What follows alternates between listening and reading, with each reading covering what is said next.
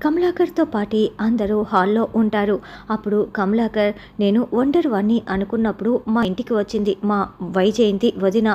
మా వైజయంతి వదిన వదిన కాదు అమ్మ.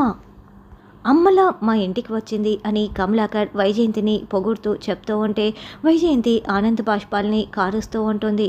ఇప్పుడు మీ అందరికీ తెలిసిన వైజయంతి పిన్ని గురించి నాకైతే తెలీదు. నాకు తెలిసిన మా పిన్ని నన్ను ధైర్యంగా నిలబెట్టింది. నన్ను ఇంతటి దాన్ని చేసింది. చిన్నప్పటి నుంచి నన్ను ఎంత బాగా చూసుకునిందో అని అన్నం తినిపించటం లాంటి అన్ని సంఘటనలు కూడా కౌశికి వైజయంతి గురించి చాలా గొప్పగా చెప్తూ ఉంటే వైజయంతి కౌశికి కమలాకర్ మాటలు విని మరింత సంతోషంగా వింటూ ఉంటుంది. నిజమే వదిన, నువ్వు మా కోసం చేసిన దానికి నీ రుణం ఎప్పటికీ తీర్చుకోలేము అని వైజయంతి కూర్చొని ఉంటే వైజయంతి ఒక తొడపై కమలాకర్ ఇంకో తొడపై కౌశికి పడుకొని గత జ్ఞాపకాలన్నీ కూడా చెప్తూ ఉంటారు. వైజయంతి వాళ్ళని నిమురుతూ చాలా సంతోషపడుతూ ఉంటుంది. ఇదంతా చూస్తున్న ఆదిలక్ష్మి నేను ఈ కుటుంబాన్ని విడగొట్టడానికి వచ్చినట్లు లేదు, కలపడానికి వచ్చినట్లు ఉంది.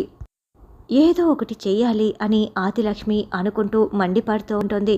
తర్వాత ధాత్రి కేదార్ మాట్లాడుకుంటూ ఉంటారు.